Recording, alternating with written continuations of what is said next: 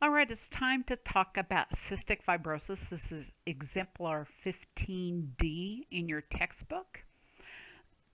So, as we're going through this, remember to think about what you're going to do as a nurse, how um, how you're going to do your care, go through that nursing process, and also because cystic fibrosis is typically diagnosed before the age of 2, can be right after birth, can be um, early childhood, adolescence, occasionally into adulthood, but these patients with cystic fibrosis will live to be 30 or 40 years old. So we are going to span the life cycle here.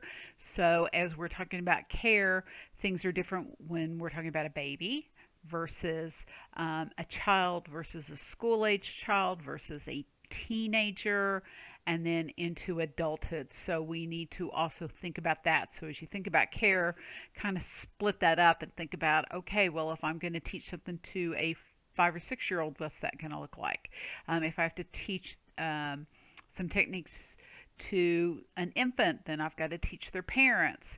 What am I going to do with like adolescence and that stage, and what might be more problems during that stage, and then certainly into adulthood.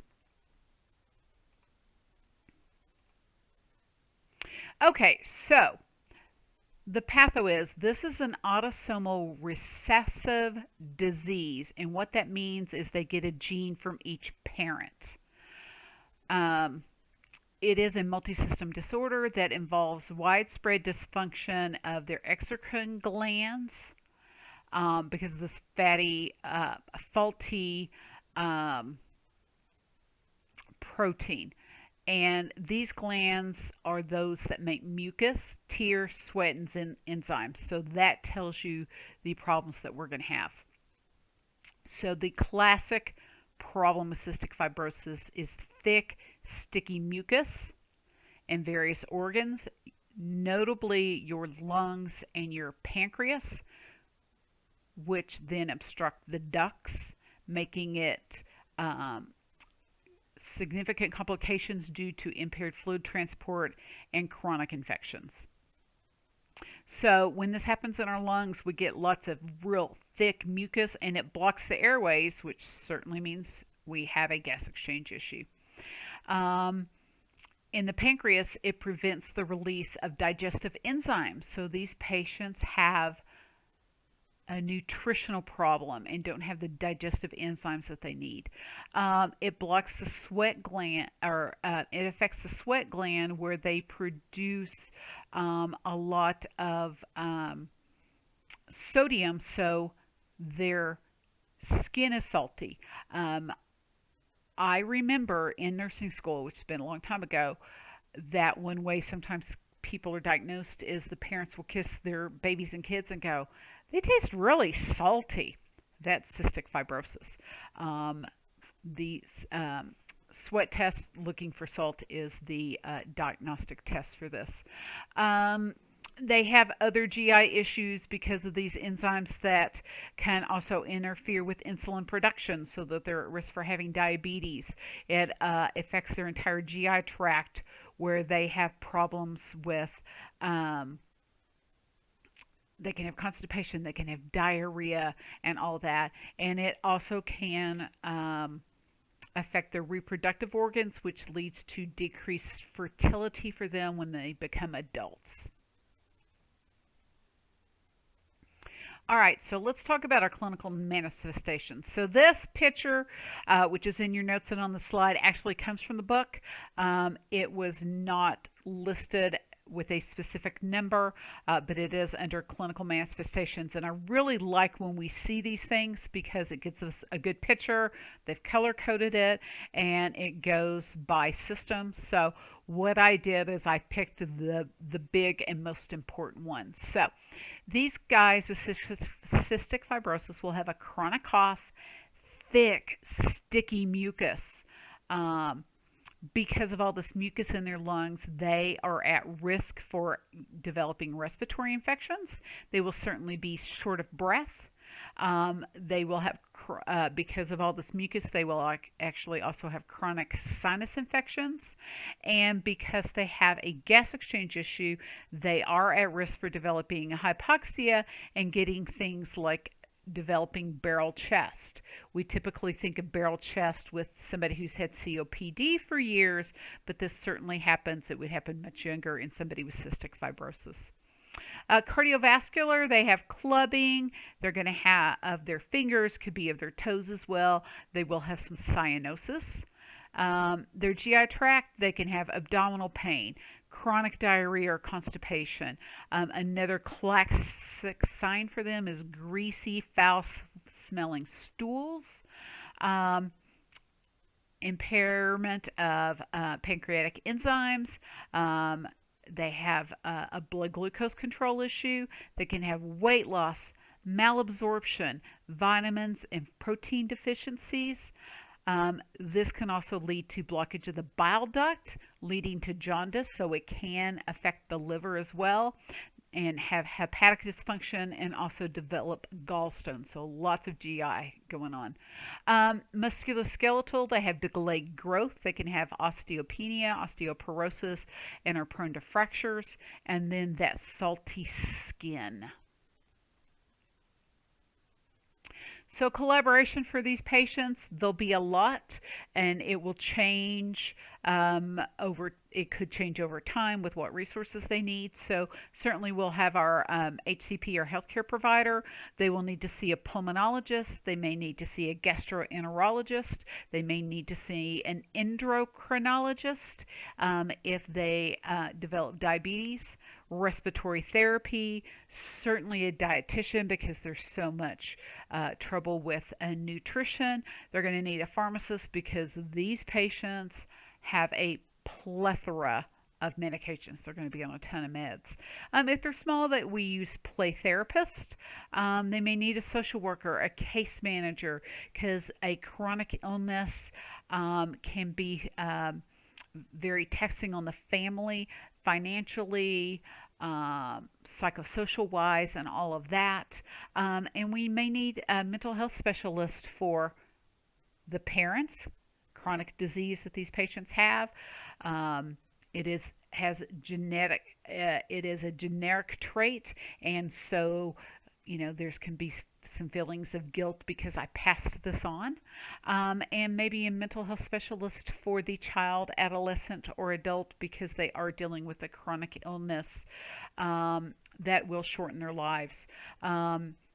We have made leaps and bounds with the care of cystic fibrosis patients.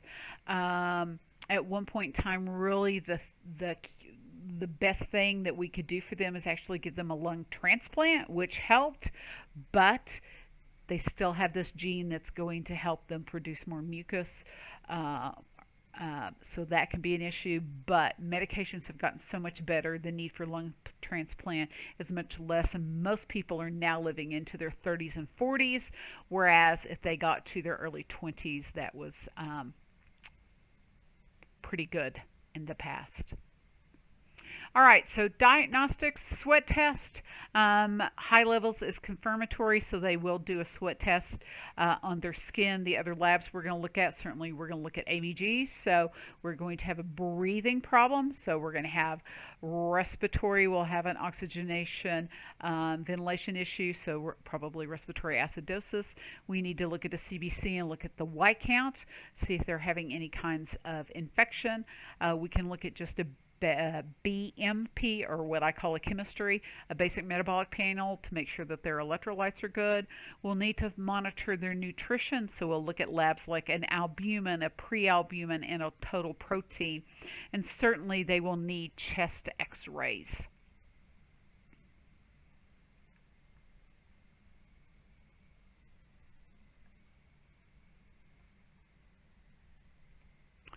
Okay, so let's go on and talk about treatment. We'll probably get through the pharmacological therapy, and then I'll continue with non-pharm, and that'll be a good break for a second recording. So Not uncommon because of their high risk for infections and the fact that they will have infections. They will be on antibiotics. Um, they're because they have inflammation, they're going to take anti-inflammatories like ibuprofen. That will be something that they take fairly routinely. So we do have to monitor renal function for these patients as they get older. Make sure that they are taking the correct dose of their ibuprofen. Certainly, we need our bronchodilators for these patients. Albuterol is given to open up those airways. Um, it's important that they do their bronchodilators before they do their CPT, physical therapy, or other inhaled medications. They also need to clean and disinfect their equipment because of their high risk for infections. They'll take mucolytics. Acetylcysteine is the one your book mentions. I just like saying the word acetylcysteine, and that will help break up that mucus. They may be on CFTR modulators. The CF certainly is for cystic fibrosis.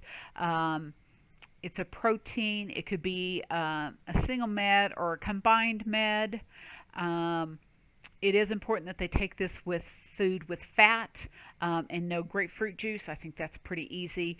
Lots of medications, especially cardiac meds, we can't take with grapefruit juice, so I think it's pretty easy to put that kind of on the list of don't use grapefruit juice. They will take pancreatic enzyme supplements. Um, Pancreolipase aids in digestion and absorption of nutrients. This is taken before all meals and snacks, so they're going to take this all the time.